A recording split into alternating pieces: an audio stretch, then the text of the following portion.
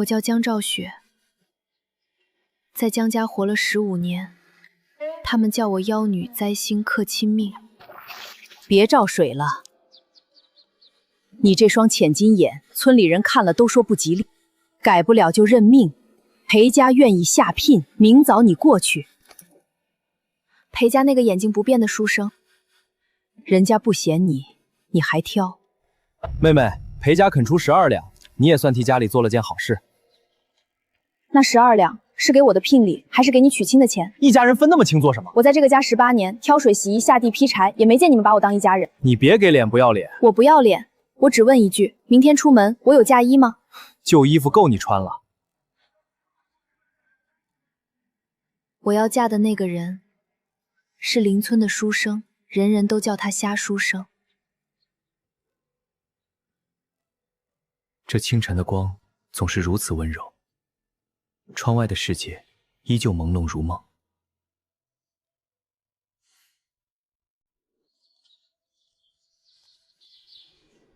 这红披风是给谁的？裴公子吩咐的。他说姑娘出门不能冻着。他连我长什么样都没见过。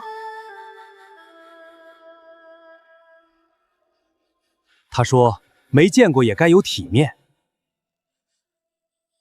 我来和他聊聊。好。这么好的料子，留给你哥成亲也合适。这是裴家给我的。你敢跟娘抢东西？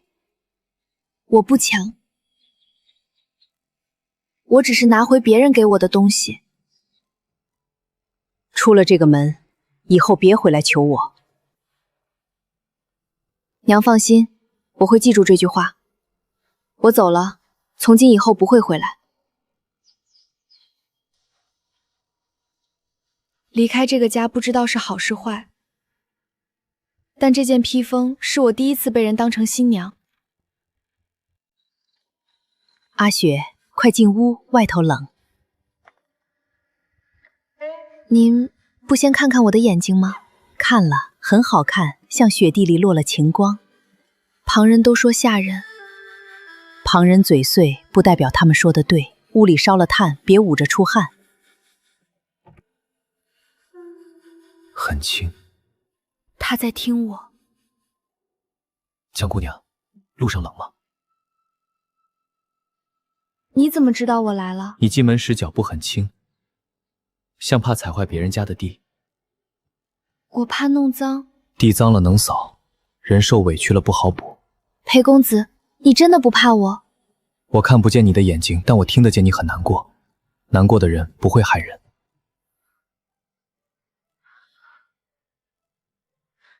裴公子虽然看不见我，却比所有看见我的人都更清楚我是谁。4。可他并不是完全看不见，他像高度近视的人，你比个3，他可能看成4，10步之外，人畜不分，但他能看见光，能看见模糊的影子。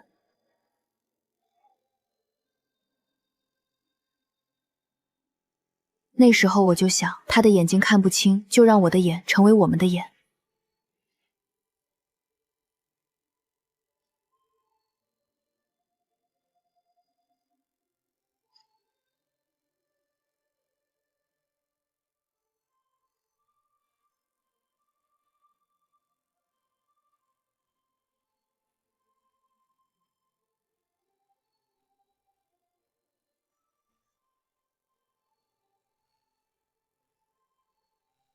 我不是他们口中的妖女，我是照进雪里的光。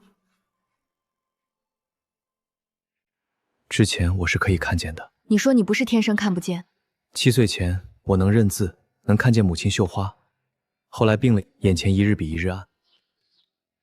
没人带你去镇上问过？去过，家里银钱不多，后来就不敢去了。那就再去一次。你刚到裴家，不必替我操心。我不是替你，我是替我自己。若你能看见，就能继续读书；你能读书，裴家就有盼头，我也有盼头。你说话不像不识字的人。我先去厨房了。好的，娘子。阿雪，晏初这些年不说，但娘知道他其实心里苦，那眼睛耽误他太久了。我知道娘，虽然我不懂医，但我懂记事。明日我带他去医馆，大夫说什么，我一句不漏记下来。你不嫌他拖累？裴家没嫌我眼睛不同，我也不会嫌他眼睛不变。这丫头是吃过苦的人。娘，晏初以前的药方是谁开的？镇上广济堂的坐堂大夫。怎么了？没有什么，明日一并带去问问。这个字不像药铺写的。你识字？不多，以前偷看你们读书人丢掉的旧纸，认得几个。没人教你，你自己认的。不认字，就只能听别人安排命。你怀疑这药包有问题？我不敢乱说。可同一味药，前后写法不一样。明日带去问正规医馆。你手指很准。看不见路的人会用耳朵，不识字的人会用手记。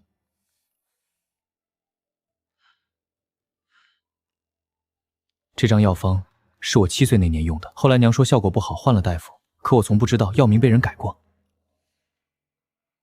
也许只是笔误，也许不是。在江家时，我娘说我的眼睛能看见不干净的东西，可这一刻我看见的不是鬼怪，可能是有人藏了10几年的恶。阿雪，去镇上要花钱。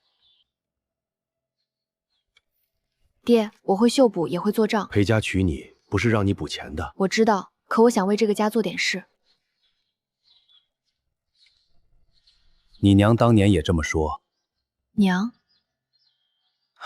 我是说晏初的娘，她嫁过来时也什么活都抢着干。爹，晏初的眼睛，你们从来没怀疑过别的原因吗？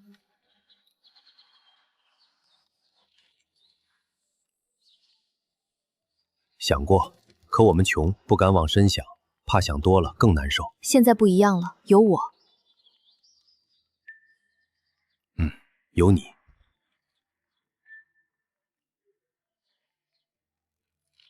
从前在江家，没人问我疼不疼，如今裴家没人嫌我，我便不能让他继续疼下去。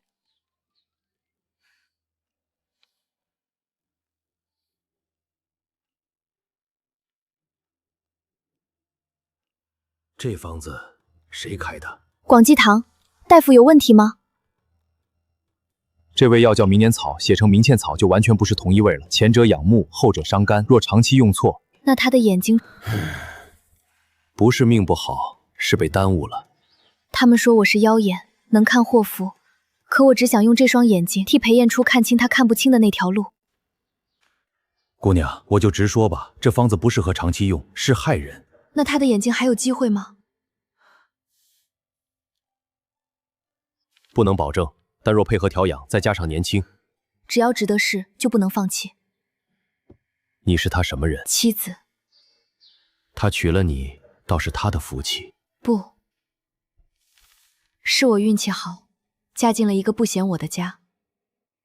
姑娘，留步。大夫，方才忘了说，你夫君这病光靠普通药材不够，有一味叫寒脂的东西生在血线之下，我只在药书上见过。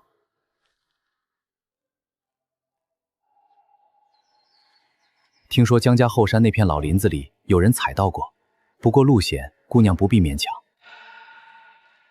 江家后山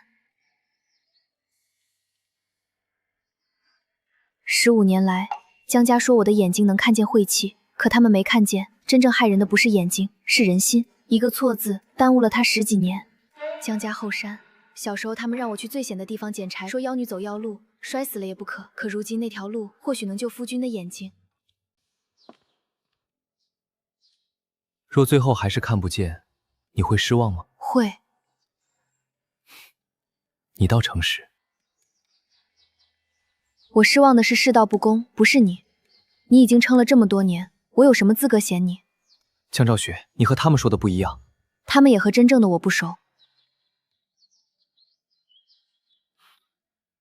前面有看，左边来牛车。大夫怎么说？说你的眼睛不是天生的病，是被耽误了。从前有人开错了药，伤了目。但他说，只要好好调养，值得一试。你信吗？我信，为什么？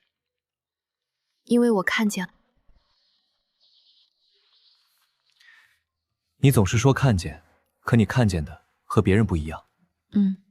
我看见你身上有紫气，很亮，那不是瞎子的命，是贵人该有的光。走吧，回家。你没有问我为什么会看见紫气，你只是说回家，好像我这个人本来就应该在你身边。阿雪，你这一大早要去哪儿？娘，大夫说的寒枝我可能见过。在哪儿？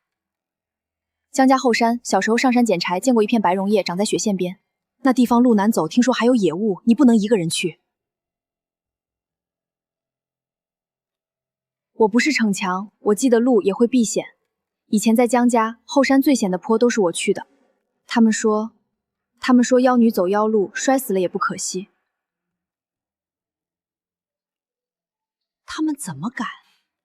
可那条路我走过上百遍，一次都没摔过，所以他认得我，我也认得他。那也不行，娘不放心。娘，寒枝能救晏初的眼睛，我等了15年才等到一个不嫌我的家，我不能什么都不做。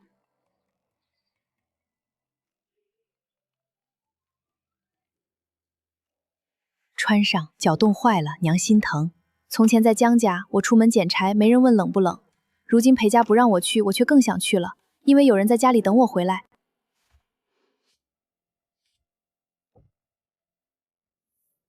你要去后山？夫君怎么知道？你今日走路比平时急，系绳子声音也不一样，是打了死结，怕。你耳朵真灵。别为了我冒险。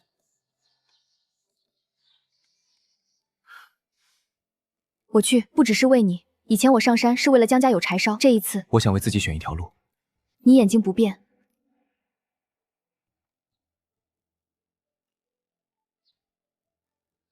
你带路，我听声，两个人总比一个人强。而且，若你真摔了，至少有人能把背回。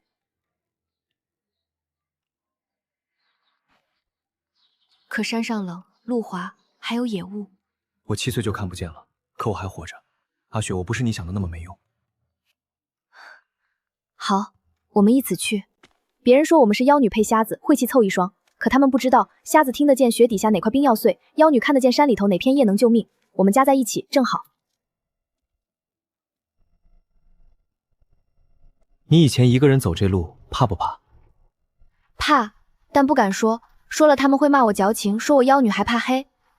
现在呢？现在有人跟着，反而更怕了。怕什么？怕你摔。那我走慢些，不让你怕。这道路我走了上百遍，从来没觉得它有什么好。可今天不一样，因为身后有人。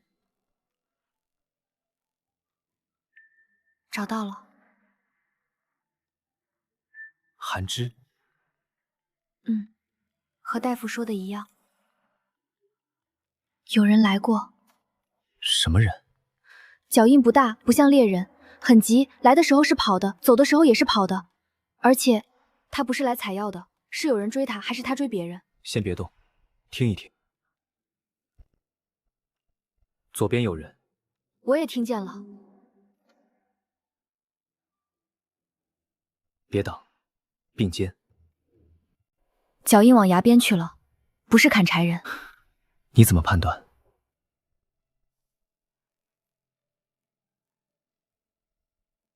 砍柴人脚印重，来回乱，还会拖树枝的痕迹。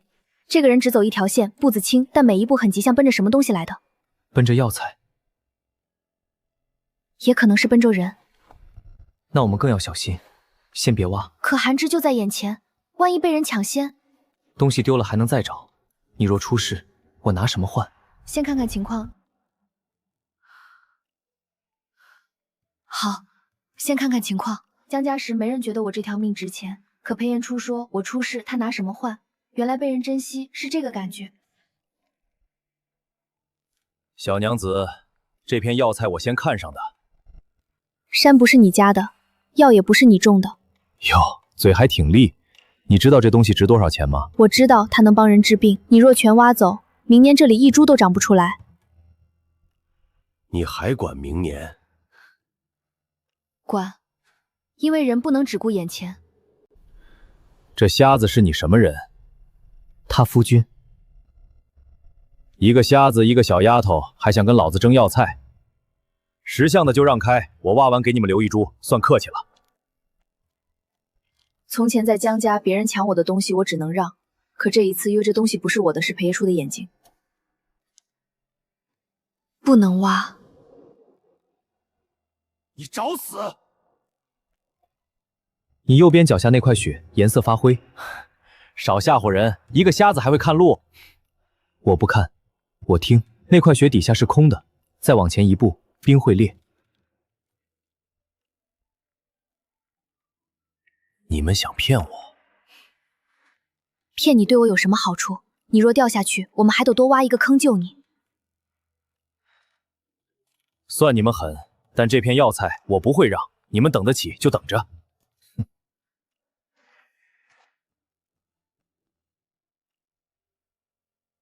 这人不是真的不怕死，他只是觉得两个乡下人不敢跟他硬碰。可他不知道，我肯定不会让。你们不走，我也不走，看谁耗得过谁。这山里到了申时就开始起雾，到时候想下山都难。我们不怕。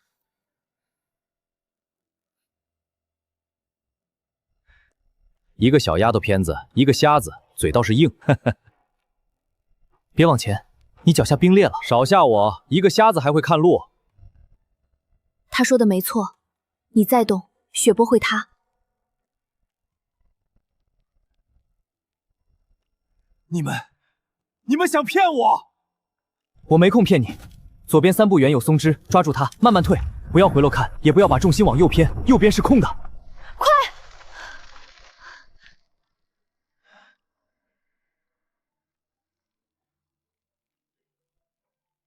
那一刻，我忽然明白，裴彦初为什么破剑的人也会学着用别的方法活。他的耳朵比任何人的眼睛都好使。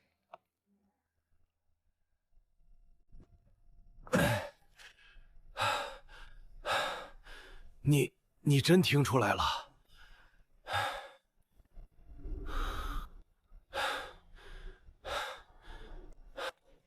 碎冰椰时血不一样，贴上去时血下面有气孔，声音发空。一个瞎子比我这双眼睛还好使，看不见的人也会学着用别的方法活。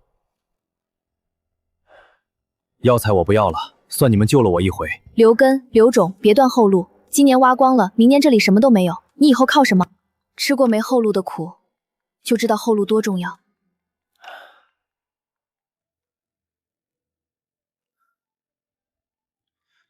行，听你的。我姓孙，在这一带收药10几件，头一回被个丫头教训。你们要的寒枝，我帮你们看着，不让别人动，但得先说好，你们拿去救命，我认了。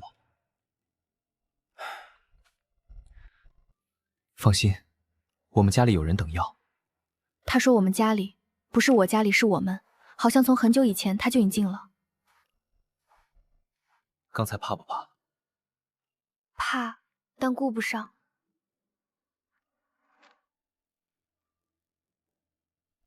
我也是。你也会怕？怕他真掉下去，不是因为心善意直，是不想让你看着他死在你眼前。你明明看不见。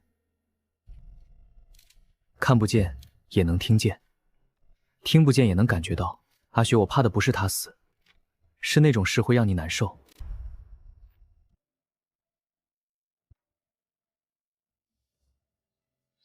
品相极好，生在血线之下，药性干净。这一株足够入药了。那太好了，大夫，什么时候可以开始给夫君治眼睛？姑娘，寒枝有了，可还差一味。什么？雪根草，没有它，寒枝的药性稳不住，容易伤身。雪根草长在什么地方？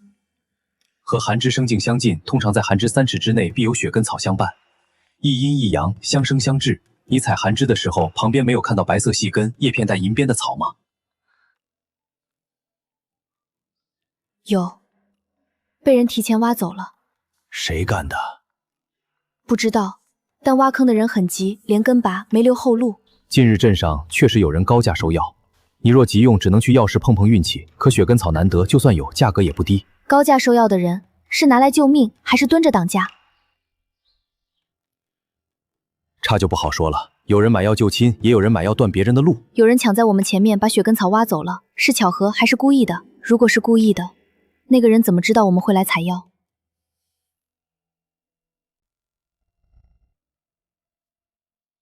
大夫怎么说？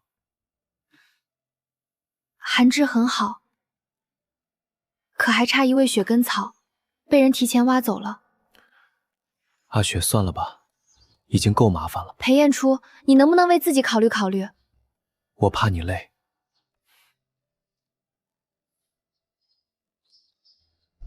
我以前为不疼我的人累过，现在为疼我的人跑一趟不委屈。雪根草的事我去查，药石药铺一家一家问，就算买不到，我也要知道是谁拿走了。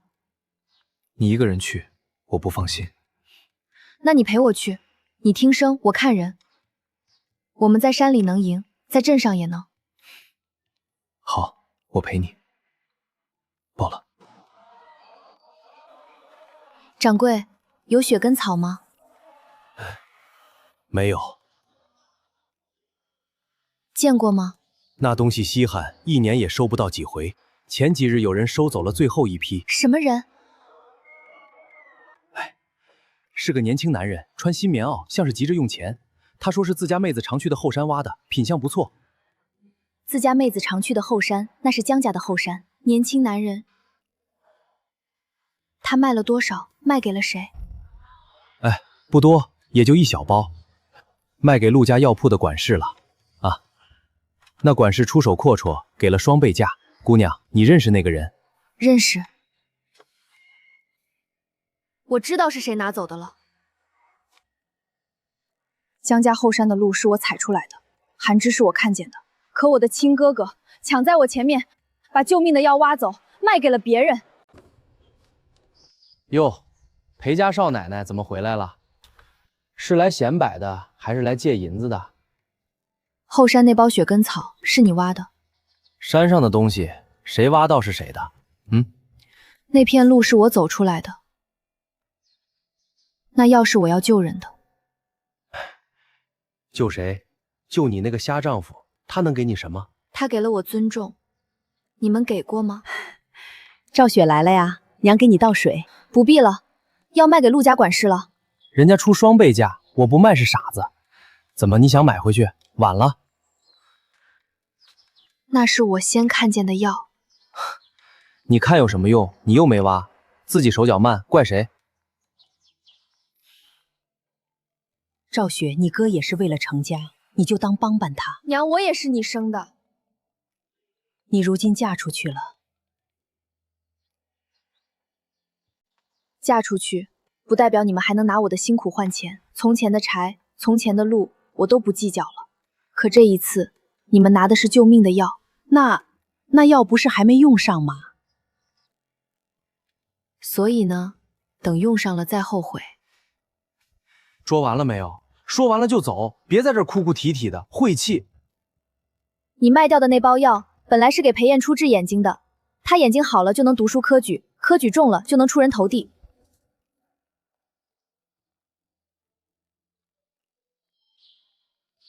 怎么样？药已经卖了，陆家管事买。江药祖说出了双倍价。你打算怎么办？去陆家药铺买回来也好，换回来也好，那药必须拿到。好。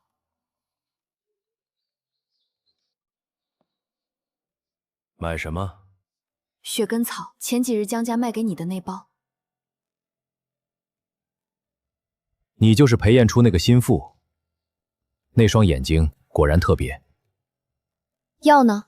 我出双倍价买回来。双倍，小姑娘，这药我不卖。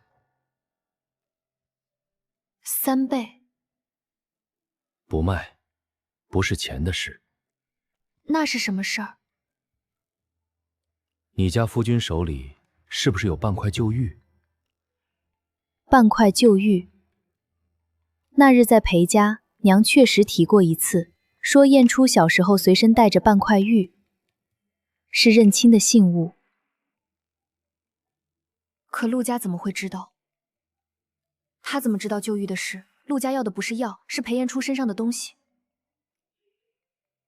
旧玉？什么旧玉？我没见过。小姑娘，别跟我装傻，你家夫君不是裴家亲生的，当年被人抱到乡下，身上带着半块玉，那玉陆家要定了。你们要玉做什么？这你不必知道。你回去告诉他，拿玉来换药，否则别说雪根草，往后你们在镇上连一味药材都买不到。你们在查裴晏初？不是查，是找他找了很多年。你们找他是为了帮他，还是害他？这要看他自己，识相大家都好，不识相。陆家不是冲着药材来的，他们是冲着裴晏初的身世来的，而且他们不怕我知道。没买到。他不卖，不是钱的事。陆管事要你手里那半块旧玉。他怎么会知道玉的事？我不知道，但他还说他们找你找了很多年。所以他们买通江药组挖走雪根草，是冲我来的。他说拿玉换药，否则往后我们在镇上连一味药材都买不到。那玉是我小时候随身带的，养母说不能丢。那就更不能给，要我另想办法。阿雪，你会不会后悔卷进来？我嫁进裴家那天就已经是裴家人了，你的事就是我的事，没有什么卷不卷的。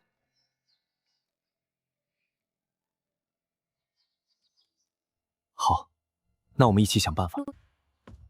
你们方才说陆家要旧玉，娘，您怎么了？那块玉不能给，千万不能给。娘，这玉到底什么来历？当年我和你爹在山道边捡到你时，你身上就只有这半块玉和一封湿透的信，你不是我们亲生的。我知道。那玉怕是跟你亲生父母有关，陆家突然要找，只怕不是好事。陆管事说他们找晏初找了很多年。不行，我得把玉藏好，你们对外就说没见过。可陆家已经知道玉在我手里，那就更不能给，给了怕是连命都保不住。可陆家已经知道玉在我手里，那就更不能给，给了怕是连命都保不住。陆家不是冲药材来的，是冲我来的。他们拿雪根草逼你交玉，你不交，药就买不到。你交了，可能更危险。那就不交，要的事再想办法。可你的眼睛等不了太久。等了10几年，不差这几日。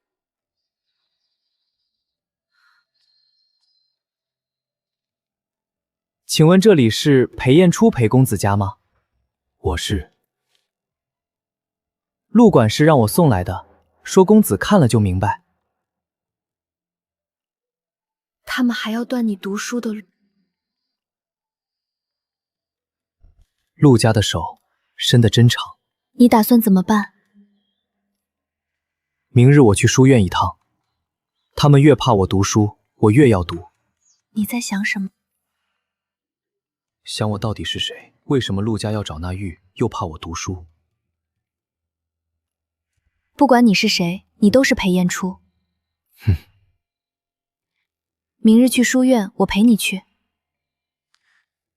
不用，你留在家里陪娘，我怕她担心。那你答应我，不管陆家说什么，别冲动。我答应你。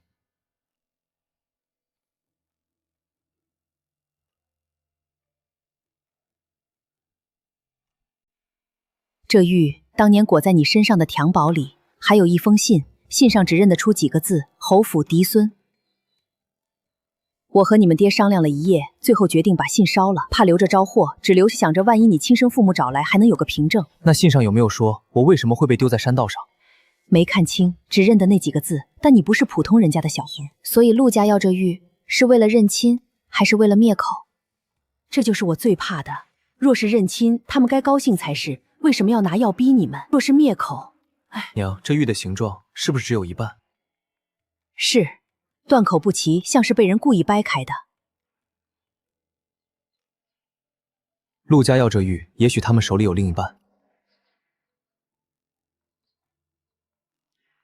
那就说得通了，他们拿血根草逼你交玉，不是为了要，是为了凑齐2块玉，好确认你的身份。确认之后呢？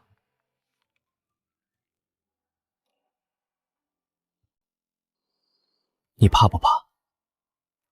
怕什么？若我真的跟侯府有关，往后的事会更麻烦。陆家不会善罢甘休。我嫁进裴家那天穿的是硬红披风，说没见过也该有体面。从那天起，我就没打算再过太平日子。那是娘让我准备的。谁准备的不重要，重要的是那是第一次有人把我当人看。阿雪，若有一天我要离开裴家村去京城，你愿意跟我去吗？你去哪儿，我去哪儿。那就够了。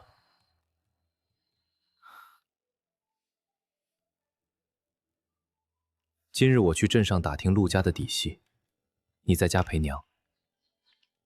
陆家要你3日内交玉，你不交，他们肯定会有动作。我知道，所以我更要弄清楚他们到底想要什么。我跟你去，2个人总比1个人强。娘一个人在家，我不放心。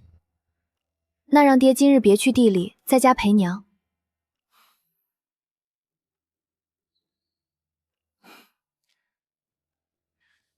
好，但我们不直接去陆家药铺，先去宋家茶馆坐坐，那地方人多口杂，能打听到消息。你以前去过？没去过，但宋记茶馆老板姓宋，跟上别的商户，陆家压不住他。你虽然看不见，可心里比谁都清楚。看不见，就更要想清楚。烦请通报先生，裴彦初求见。裴公子，今日先生不见客。我昨日已递过拜帖。上头吩咐了，你的文章不用送了，来了也是白来。上头是谁？我就是个看门的，您别难为我。走吧，走吧。江姑娘，现在知道陆家的分量了。你们怕他的文章进书院？一个眼睛不变的寒门书生，何必做梦？把玉交出来，还能换条活路。梦不是你们给的，也不是你们能收走的。交出旧玉，书院的路自然就开了。不止书院，以后的路都好走。不交。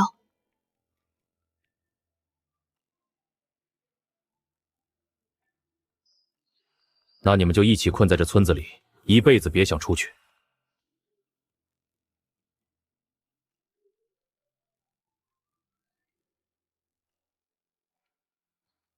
他们不让你进。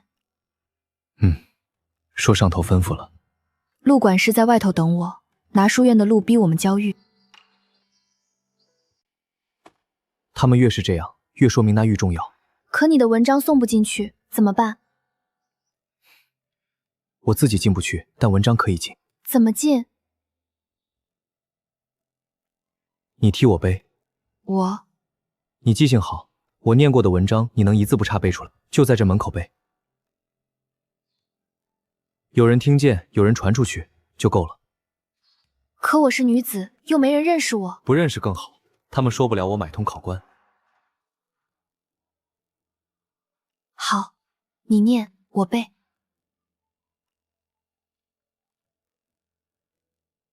各位乡亲，各位读书人，我夫君裴彦初，承享者要己，写了一篇论寒门求学之路的文章，想请书院先生指点。可有人不许他进门，今日我便背给大家听。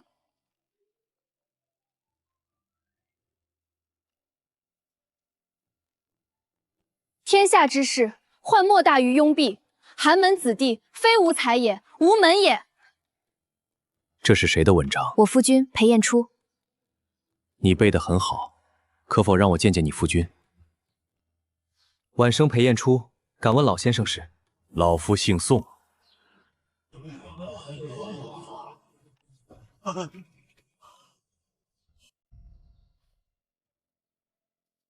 你就是裴彦初？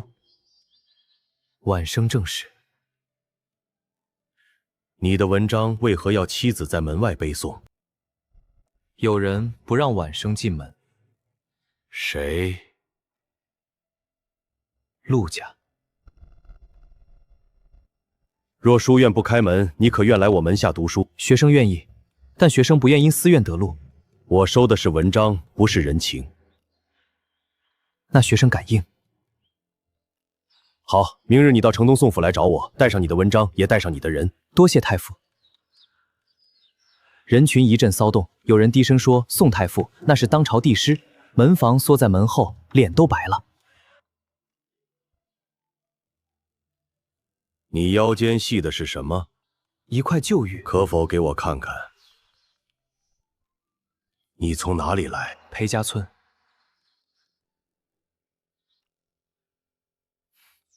晚生是被养父母在山道边捡回来的。什么时候？18年前。明日来宋府，我有话问你。这位宋太傅好像认识那块玉。这玉你从何处得来？养母说我小时候身上带着。你可想认亲？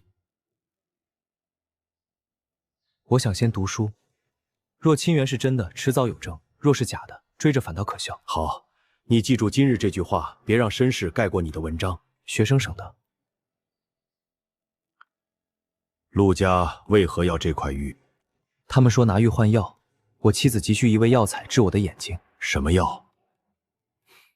雪根草。陆家手伸得太长了，要的是我替你想办法，但你要答应我一件事。太傅请讲。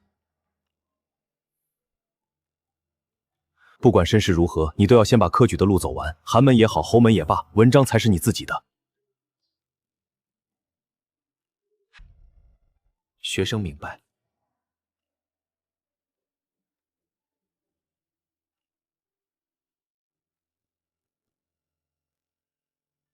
宋太傅怎么说？他说要的是他替我们想办法，还问我想不想认亲。你怎么答的？我说想先读书，若亲缘是真的，追着反倒可笑。这句话像你。宋太傅也这么说，他还说别让身世盖过文章。所以你不打算查了？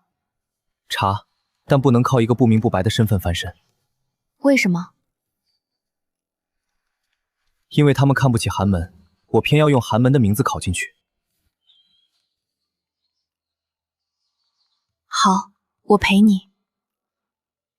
你不怕苦？苦日子过惯了，怕的是没盼头。现在有盼头了。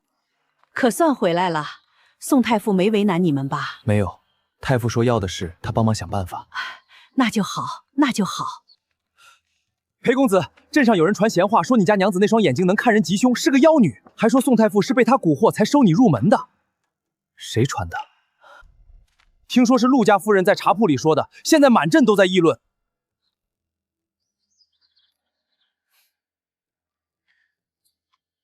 陆家这是冲着阿雪来的。他们找不到你的错，就来找我的不同。我去澄清。你考好就是最好的澄清，我也不会躲。拿着这个去陆家药铺，就说宋府要买这味药。多谢太傅。不必谢，快去快回，耽误了眼睛可不好。又是你，我说了不卖。宋太傅要买这味药，这是他的帖子。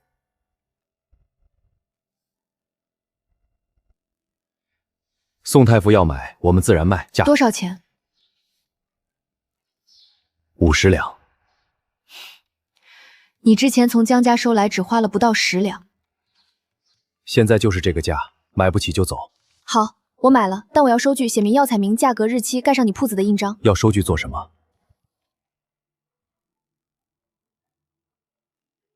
以防回头有人说我偷了你们的东西。拿了，快走。多谢。拿到了吗？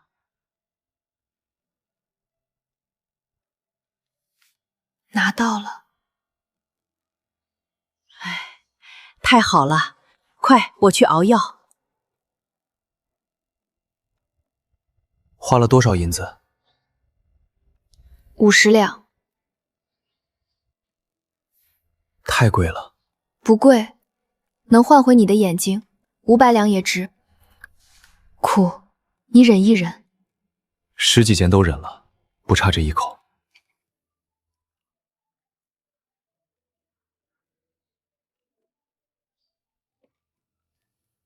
喝了，然后呢？大夫说每日一服，连服7日，7日后开始药熏。7日后就能看见？不一定，但会慢慢好。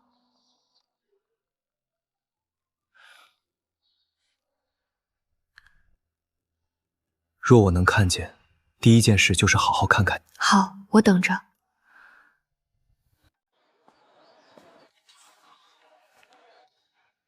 听说裴公子能入宋太傅门下，全靠他夫人那双特别的眼睛。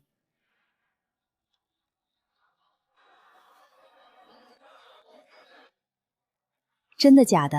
那可真是妖女了。哟，说曹操，曹操到，你说是不是？你那眼睛是不是有什么特别的本事？夫人说笑，我的眼睛不会写文章。可乡下人爱传说你能看人吉凶，人急不急，看他做什么事儿，不看我眼睛。你倒伶俐。不是伶俐，是被污名久了，学会把话说清楚。污名？外头传你是妖女，难道冤枉你了？我从小被人叫妖女，可我从未害过人。倒是有些穿金戴银的，嘴里说着体面话，背地里做的事才见不得光。你指桑骂槐说谁？夫人何必对号入座？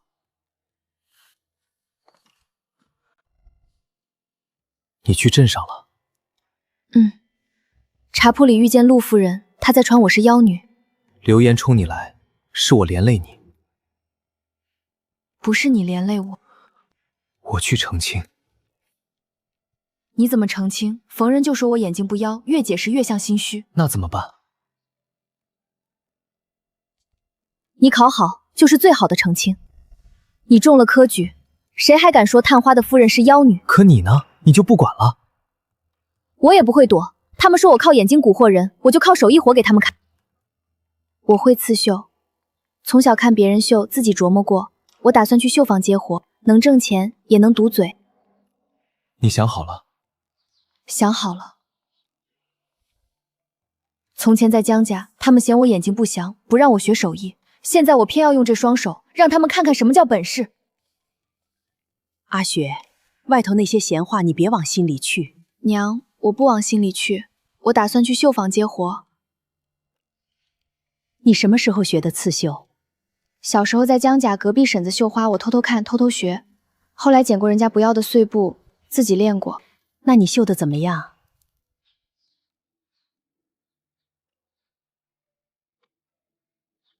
这是你绣的？前几日夜里闲着，随手绣的。这可不是随手能绣出来的，你这手艺上绣坊的绣娘不差。那您不反对我去？反对什么？凭手艺吃饭，天经地义。那些嚼舌根的人，让他们嚼去。买绣品还是定做？我想接活。我会绣补，会描样，也能配色。我这里不要惹是非的人，镇上可都在传你那双眼睛。我不是是非，是非是别人硬贴到我身上的。您先看看我的手艺，再决定要不要我。那你绣一片给我看。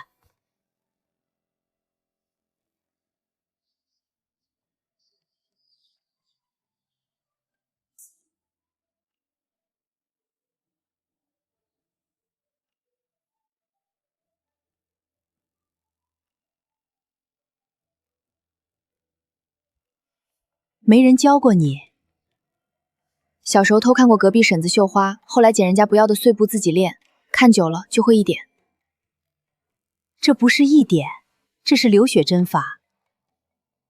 没人教，我自己琢磨的。针脚往回收半针，留出空隙，就像血压在花瓣上。明日起，你来绣坊做活，工钱按件算，不会亏待你。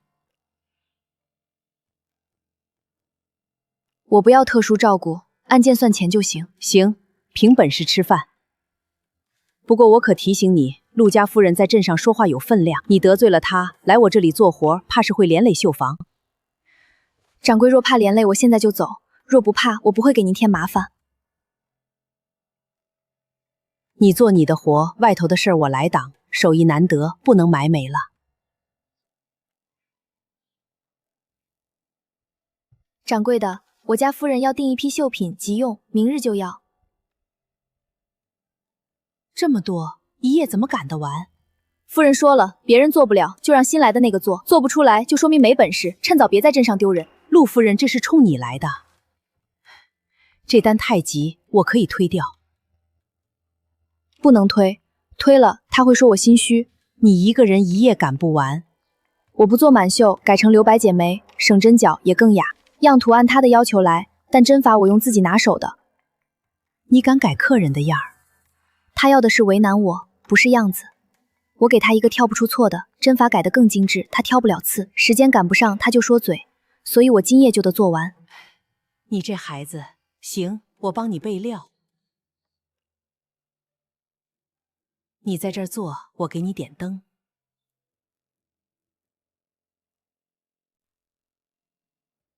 你真要一个人熬一整夜？麻烦掌柜给我留盏灯，您先回去休息。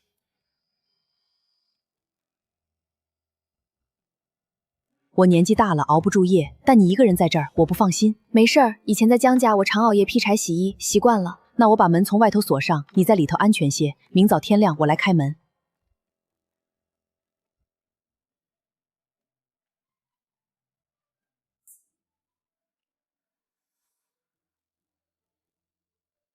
是我。夫君，你怎么来了？你一夜不归，我睡不着，娘让我给你送件厚衣裳。门从外面锁着，你进不来。掌柜把钥匙放在隔壁馄饨铺老陈那里了，我跟老陈说了，他给了我。夜里冷，穿上。你不该来，明日还要温书。你一个人在这儿，我温不进去。那你坐那边别出声，我赶完这几幅就好。我替你读书醒神。你明日还要温书。夫妻不是只同享好事。天将降大任于世人也，必先苦其心志，劳其筋骨。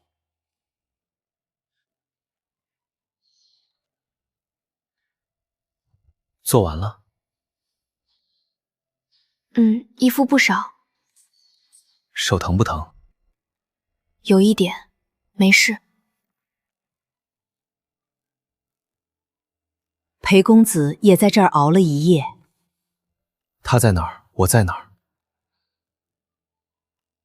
这一夜间绣了5幅，还都是流血针法。赶得急，边角可能不够精细，但陆夫人挑不出大毛病。你这手艺别说挑毛病，送到京里都拿得出手。行了，我这就让人送去陆府，你先回家歇着。走，回家。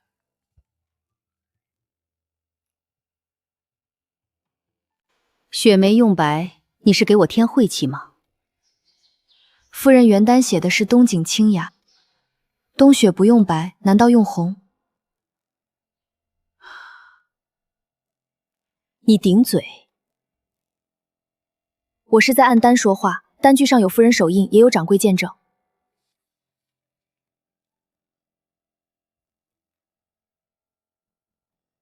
小地方来的，倒会留证。吃过没证据的亏，自然要记得清楚。你以为留个单子就能怎样？我颜色犯忌就是犯忌，这批绣品我不要了，银子1分不给。陆夫人，这绣品针法精细，一夜赶出5幅实在不易。您若不要，我们也不好卖给别人。那是你们的事儿，谁让他用白梅晦气？夫人若不要，我便送到宋太傅府上去。宋夫人前日还说想给太傅书房添几幅冬景绣品。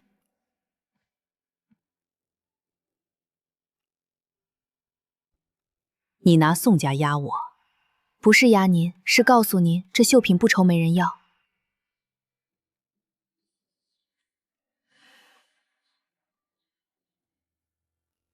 这批绣品我收了，但银子减半，谁让你用白煤，不吉利，值不了原价。单据上写明白色东景夫人自己挑的样，减半便是违约，违约按单据上写的赔3倍。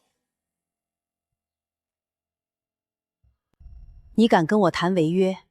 我不敢，但单据上写着的，我不敢改，你也不能改。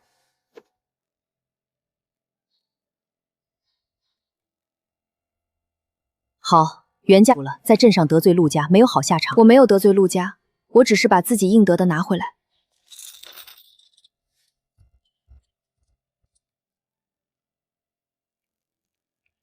你今日算是彻底得罪陆家了，往后在镇上怕是不好过。我不得罪他，他也没打算放过我。从他散播我是妖女那天起，梁子就结下了。那你还来绣坊做活吗？来，凭手艺挣钱，不丢人。他越是要逼我走，我越不能走。好，我这个小店还撑得住。不过有件事我得告诉你，前几日京中贡绣选样，我把你那幅雪梅纹的样品送上去了。我那个只是随手绣的，随手绣的都比旁人精雕细琢的好。经理来消息了，你那幅雪梅纹被贡绣选中了。选中了。宫里的上衣局看中了流血针法，说从未见过这种绣法，要你进京献艺。进京？别怕，不是让你一个人去，经理本处都有人安排，你只要带上针线，把你的本事亮出来就行。可我只是个临时绣工。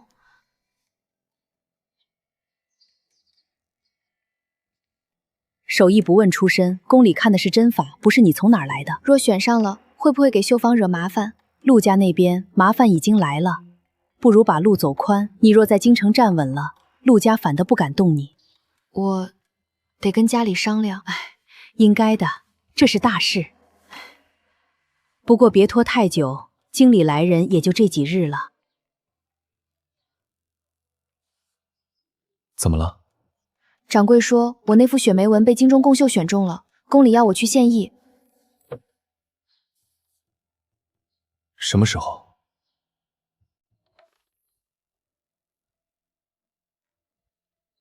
怎么了？草稿不见了。你确定带过来了？确定，昨日还在书箱里，我亲手放的。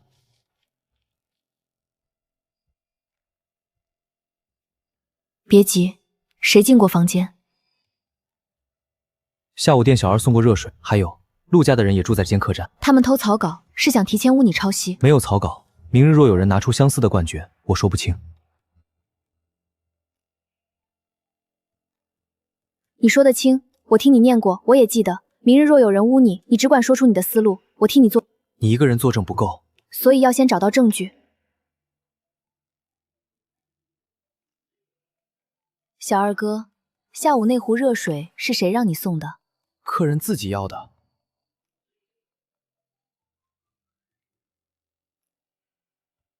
那客人姓什么？我记不清了。你袖口有墨，托盘边缘也有墨，不是送水，是碰过书案。就这几日，经理会派人来接。你想去吗？我怕走太快，摔得更疼。那就一步一步走，不急着飞。你绣花是一针一针攒出来的，本事是真的，不怕人看。可我一走，家里就剩你一个人赶考。我考文章，你考手艺。你若在京城站稳了，你倒是想得远。不想远一点，怎么配得上你？京城远，路上小心，多带几件厚衣裳。娘，我又不是不回来了。咱们一个往北，一个往南，考完了在京城会合。你一定能中。你也是。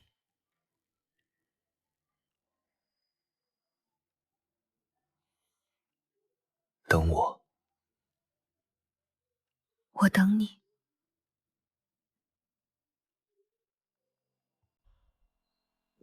我就是收了几文钱，帮忙拿了个东西，不知道是什么。谁给你的钱？一个穿抽衫的年轻公子，住在天字号房。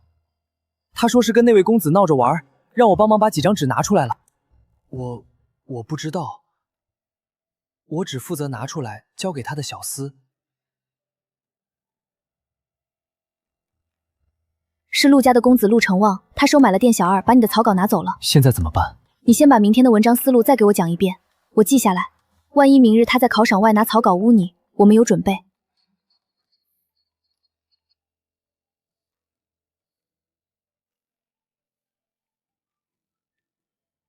还有一件事，店小二说草稿是交给陆成旺的小厮，那小厮现在应该还在客栈里。你想去找？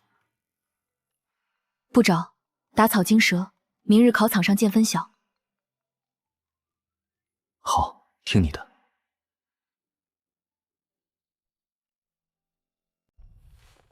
各位考生，今日我要揭发一件丑事，这个裴彦初抄袭我的文章，草稿就在我手里。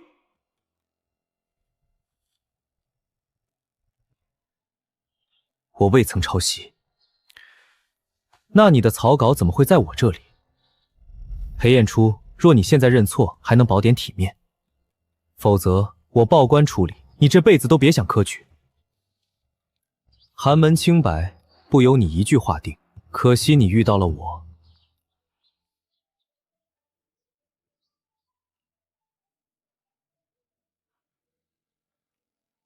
太傅，草稿确实是我夫君的，但不是抄袭证据，是被人拿走的。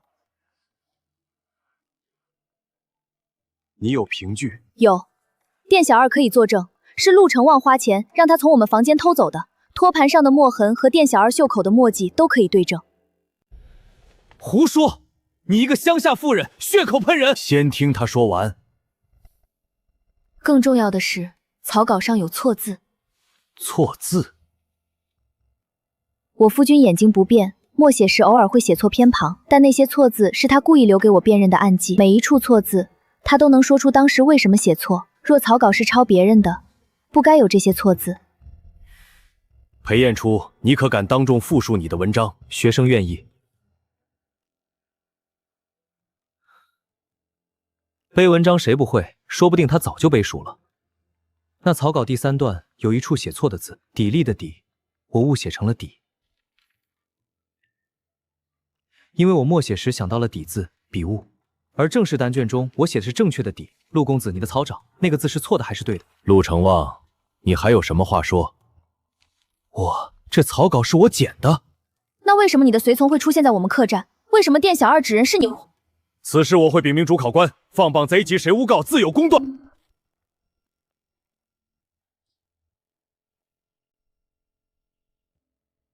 裴彦初，陆成旺说你抄袭他的文章，草稿在他手中，你有何辩解？回大人，草稿确实学生的，但被人偷走。学生可当场复述全文，并解释每一处修改的缘由。那你说说，草稿第3段与正式单卷有何不同？草稿第3段论证未成，只写了3个例证。正式单卷中，学生增加了第4个例证，并调整了论证顺序。因为学生后来读到一本地方县志，发现其中有一案更贴合论点，便替换了原来的第2个例证。确实如此，你的草稿上可有这些修改痕迹？我的草稿是初稿，自然没有。那请问陆公子，你的文章主意是什么？论证分几个层次？每个层次用了什么例证？陆成旺，你连自己的文章都说不清楚，此事本官会如实上报，诬告考生，按律当罚。裴彦初，你先回去等放榜。谢大人。陆公子留步。你还有什么事？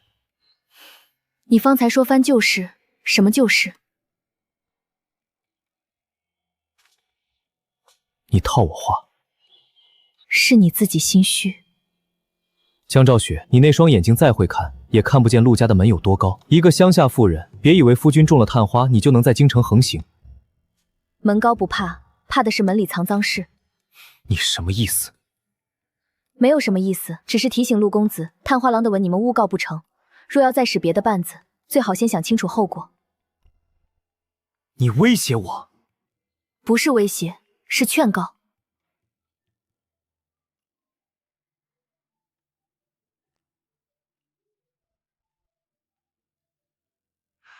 陆家盯着你，不只因你文章好，因那半块旧玉，也许牵着10几年前一桩失踪旧案。什么旧案？靖安侯府的世子夫人当年生下嫡子后不久，孩子便失踪了。侯府说是夭折，可有人串那孩子是被人抱走的。太傅觉得那个孩子可能是我。怎么样了？主考官已经查清陆成旺诬告。那就好。你刚才一点都不慌。慌，但想到你说过，越慌越要说清楚。我说过吗？你说的每句话我都记得。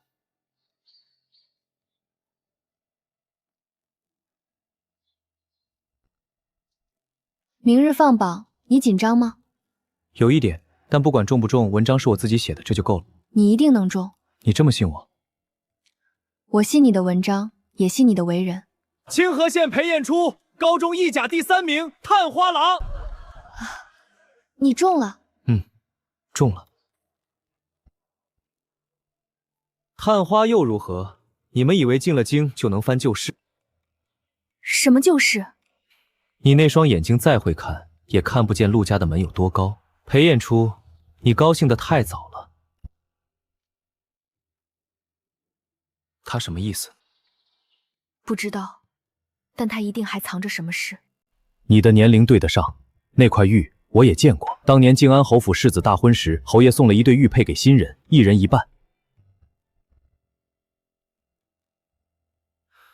所以陆家要那玉。若你真是靖安侯府的嫡孙，陆家二房当年做过的事就可能被翻出来。学生想查，但不想靠身世得官。那就先查清，再决定认不认。但你要做好准备，陆家不会让你顺顺当当进京。学生明白。宋太傅怎么说？他说陆家怕的不是我的文章，是怕我查出自己的身世。我可能是靖安侯府失踪的嫡孙。靖安侯府？若真是这样，当年抱走我的人很可能就是陆家二房。所以陆家要那块玉，是为了确认你是不是那个孩子。若是，他们就想办法毁掉证据。宋太傅说，旧玉的另一半可能就在靖安侯府。那我们去侯府。不急，先把探花的名册报上去，等朝廷的任命下来。我不能以怀疑自己是侯府子文的身份去认亲，要以探花的身份去。你还是那句话，不靠身世，靠文章。你就是新科探花裴彦初的妻子。听说你夫君手里有半块旧玉。夫人听谁说的？你只需回答有还是没有。若是认亲，该见的是我夫君；若是夺物，恕我不能答，不是摆规矩，是守底线。那玉是我夫君从小带在身上的东西，没有他点头，我不能替他说有或没有。倒是个嘴硬的。那你去把你夫君叫来，我当面问他。学生裴彦初，见过侯夫人。坐下说话。听说你手里有半块玉，可否拿出来让我看看？夫人若有另一半玉，请拿出来对证。若没有，学生这半块玉也不过是寻常旧物，不值一看。这便是另一半，侯府旧物，当年世子大婚时侯爷所赠。你的呢？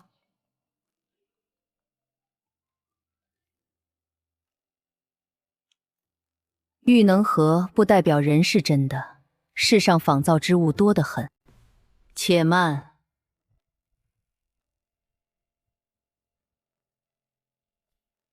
你的眉眼确实有几分像，可玉能合不代表人是真的，世上仿造之物多得很。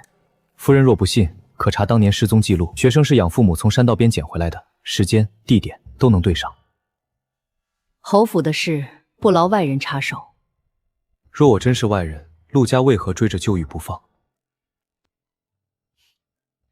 你今怀去，此事容我再想想。学生告辞。那半块玉，你留着，若有一天查明了真相，再拿来不迟。他明明动摇了，却不肯认。认了我，就要翻当年旧账。侯府里有人不想让旧账见光。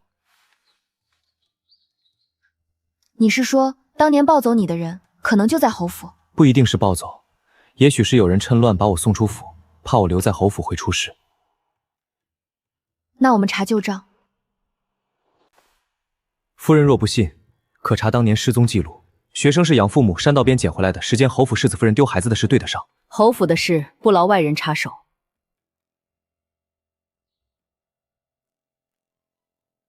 若我真是外人，陆家为何追着旧狱不放？为何在我科举前偷我草稿，断我书院路，拿药逼我交狱？你说这些有证据吗？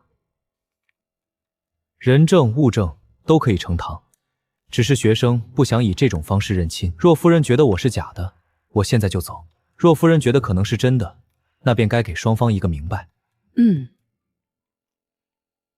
认亲一事不是2块玉能定的，侯府有侯府的规矩，不能凭1块玉就认一个来路不明的人。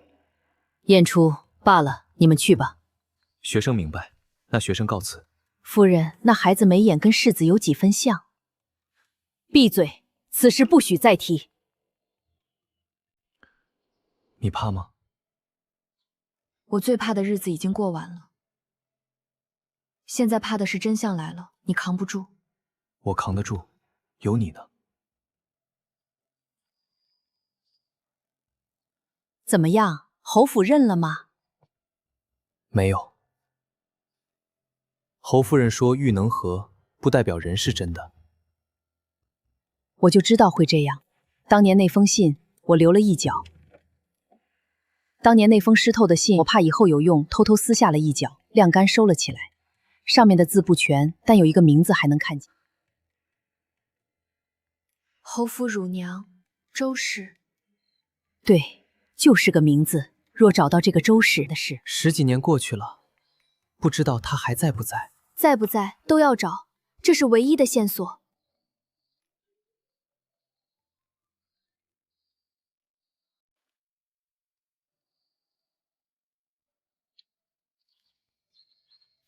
请问是周妈妈吗？你们是谁？我不认识你们。我们从静安侯府来，想跟您打听一桩旧事。我什么都不知道，你们走吧。周妈妈，我们不是侯府的人，我是当年被送出府的那个孩子。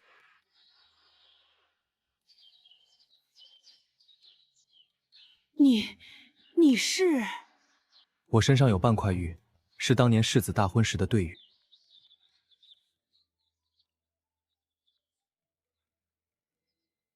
是这块，我认得。当年是我亲手把它塞进襁褓里的。周妈妈，当年到底发生了什么？那年世子夫人刚生下小公子，才3日，二房的人怕小公子长大继承侯府，连夜派人来抢孩子。世子夫人让我抱着孩子从后门逃，我跑了一夜，孩子交给了山道边一对好心夫妇，就是你们裴家吧？是，养母说，我身上除了玉，还有一封湿透的信。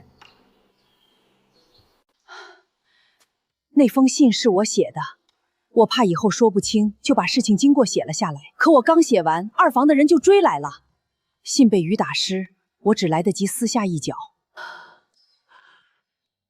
那一角我们看到了，上面有你的名字。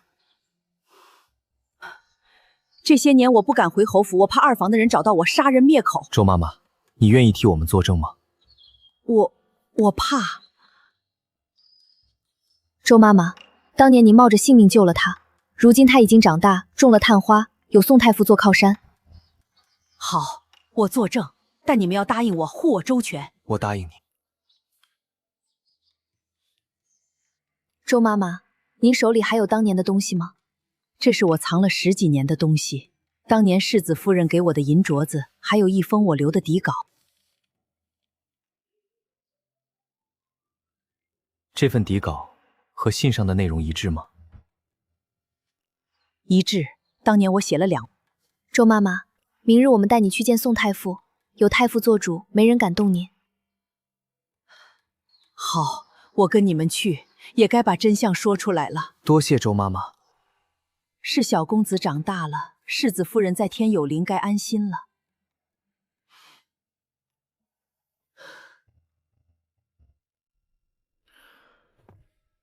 大人，裴彦初伪造玉佩，攀附侯府，居心不良。他一个乡下书生，哪里来的侯府信物？分明是伪造。裴彦初，你有何话说？大人，学生从未主动攀附侯府，是陆家一路逼我交玉，从镇上药铺到书院门口，从偷我草稿到诬我抄袭，桩桩件件都有记录。证据呢？这是陆家药铺买药的账目，上面有管事签名，日期对得上。这是书院门房的证词，证明陆家施压不学生进门。大人，这是陆家管事假日高价收药的记录，上面有药师摊主的签名和手印，这是他亲口对我说拿玉换药的原话。当日巷口有3个人听见，可作证。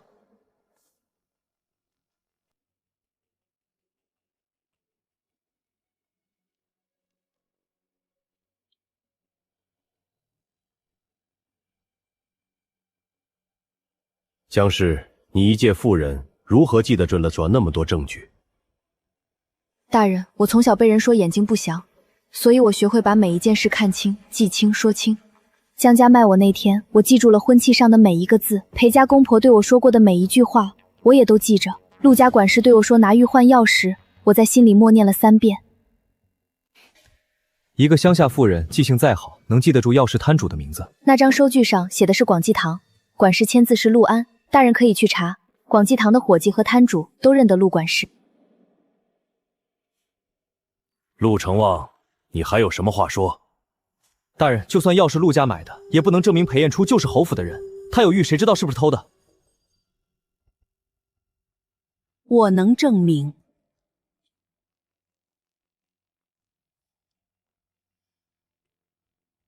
大人，我是当年靖安侯府的乳娘周氏。小公子出生3日，二房派人抢孩子，是我把他抱出府江道边的好心人手里。这玉是世子大婚时的对玉，半块在侯府，半块我亲手塞进小公子的襁褓。这是我当年写的底稿，上面记着二房害人的经过。这底稿字迹泛黄，确有年头。他也是假的，一定是裴彦初买通了他。买通？我躲了10几年，不敢回京。陆家二房的人一直在找我灭口，若不是这孩子找上门来，我至死都不敢说一个字。陆成旺，你二房做了什么事，你心里清楚。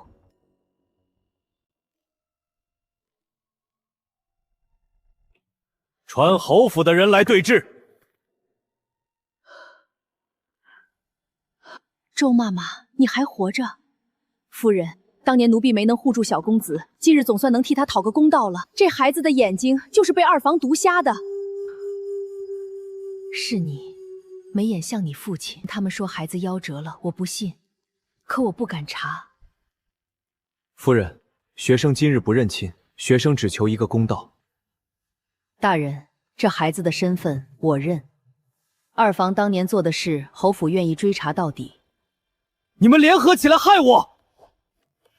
陆成旺，人证物证俱在，诬告、买凶、偷盗、毒害，数罪并罚，收监候审，退堂。裴彦初，你别得意，你查不出我的底。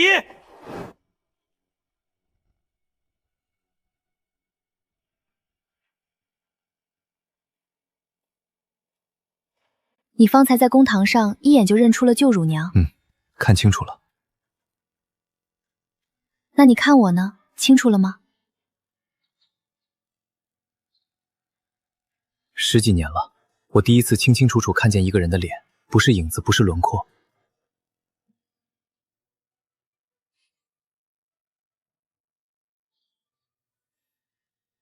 清楚了。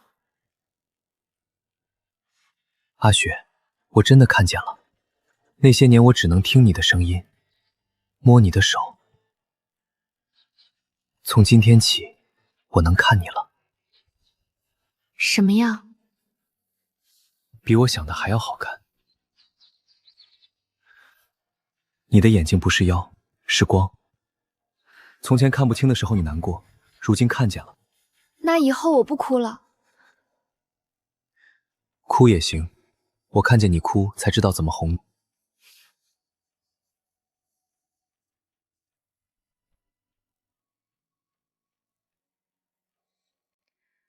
孩子，是我糊涂，我怕家丑外扬，差点又委屈了你。你祖父当年立过规矩，侯府嫡长孙是要成爵的，二房怕你挡了他们的路，才下此毒手。夫人，学生今日来只问一句话。你问。当年害我的人，如今还在侯府吗？二房的人已经被锁了，连同当年的帮凶一个都跑不了。我虽糊涂，却还不至于护着杀我亲儿的人。那学生没有别的话了。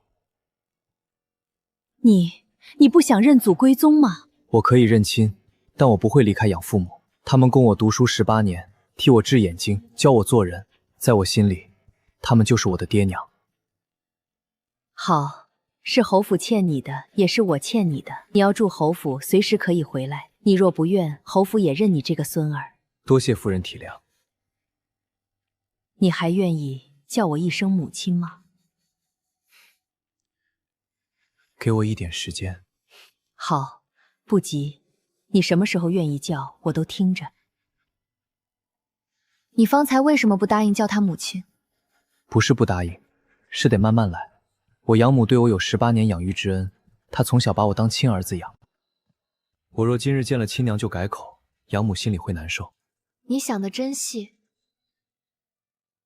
不是想的真细，是记得他们都是真心对我好的人。你如今是侯府嫡孙了，往后会不会觉得我配不上你？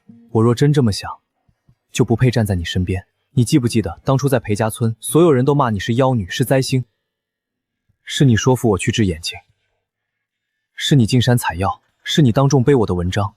没有你，我进不了宋太傅的门，考不了科举，更站不到这侯府廊下。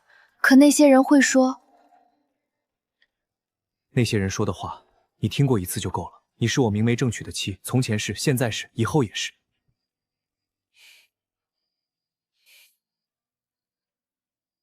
晏初，等等。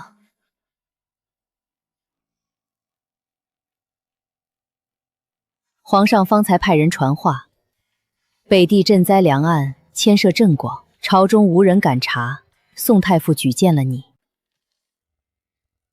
学生才入朝不久。宋太傅说你文章里有治世之志，敢直言不讳。你若愿意去，侯府全力支持你。你若不愿，我去替你回绝。学生愿意去。两岸若不查清，受苦的是百姓。学生既吃了朝廷俸禄，就该替百姓做事。好，但你要小心。陆家虽倒了，他们在朝中的余党还在。去北地，路远事杂，什么人都可能遇到。学生省得。你打算什么时候动身？越快越好。你妻子也跟你去。他去哪儿，我去哪儿。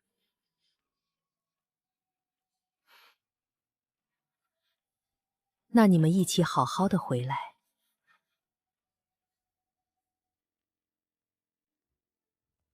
夫人，门外有位绣坊掌柜求见少夫人。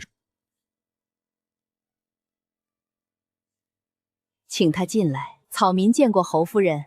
好消息，您那幅雪梅纹被宫里选中了。选中了？上医局说从未见过流血针法，皇后娘娘亲自看过，夸这针法雅致清奇，问是哪位绣娘的手艺。他们查到我绣坊，我便说了您的名字。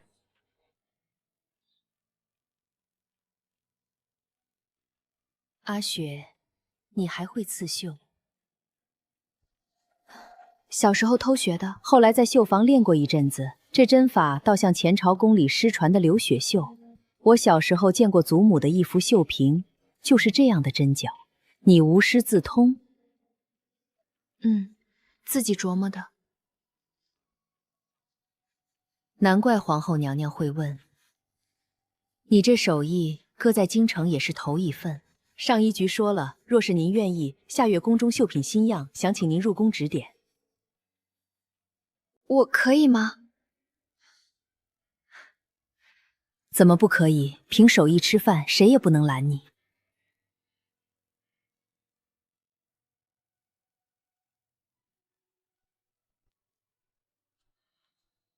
听说皇后娘娘看上你的手艺了。我就说，你的手艺迟早会被人看见。我当初去绣坊接活，只是为了堵住妖女的流言，没想过真的能进京献艺。流言你早就堵住了，如今是靠手艺被人看见。阿雪，你一直在走自己的路。当初在江家，我娘说我那双眼睛除了惹祸什么用都没有。如今这双眼睛找到的寒枝救了你，这双手绣出的花样进了宫，好像他们说的都不对。他们说的从来就没对过。下月入宫，我陪你去。你不是要去北地查赈灾粮吗？查完就回来。你入宫那天，我一定在你身边。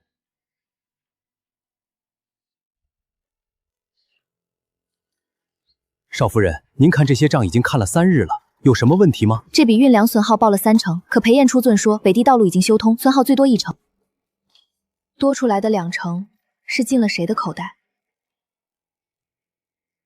还有这一笔粮价比市价高了1倍，中间的差价购买3万件冬衣。少夫人的意思是陆家在粮上吃了？不是在粮上吃了，是每一层都吃了。裴彦初在外头查实物，我在这里对抵账，2下一对就知道谁在中间伸了手。少夫人，陆家昨连夜派人想烧掉南边仓库的抵账，所以他们最后一搏是毁证据。对，现在人证物证都在大理寺了。江兆雪，你从村里爬到这里，靠的不就是裴彦初？我靠的是熬过冷眼还没弯下去的腰。你以为几本账就能扳倒陆家？我家在朝中还有旧部。不是几本账，是每一笔被克扣的粮，每一件没送到百姓手里的冬衣。陆成旺，你陆家在京城吃了多少年？这回该吐出来了。你一个乡下丫头，还真以为自己能翻天？我不翻天，我只看账。这上面每一笔空缺都写着你们陆家人的名字。江兆雪，你查完这些账又如何？你那双眼睛这辈子都洗不掉妖字，京城的人不说，不代表他们不记得。他们记不记得，我不在乎。我在乎的是这些数字能不能对得上。来人，送陆公子回去。裴彦初查不出的，陆家背后的人你一辈子也惹不起。少夫人，陆家背后还有人。有人就查到底，查一个也是查，查一串也是查。先生，帮我翻一下第3项账册，找去年冬月的运粮记录，查清了。账正齐了，今日之后，陆家再难翻身。我不想看谁倒下，我只想那些粮衣到该到的人手里。阿雪，你从来不是他们口中的灾。那我是什么？你是照进雪里的光。当初在裴家，娘也说我的眼睛像雪地里落了晨光。娘说的对，我也这么觉得。你看什么？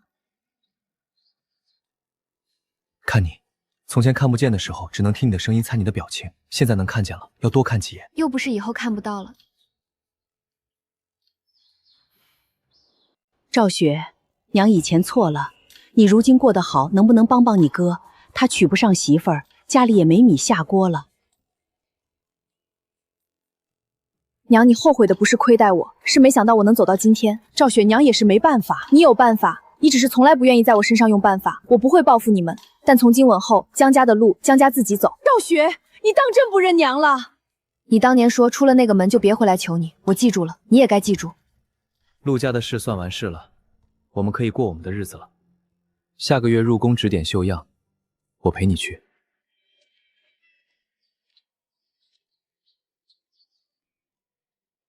阿雪，我想好了。想好什么？下回见侯夫人，我叫她一声娘。那裴家娘呢？她永远是我娘，2个都是。回家吗？回家。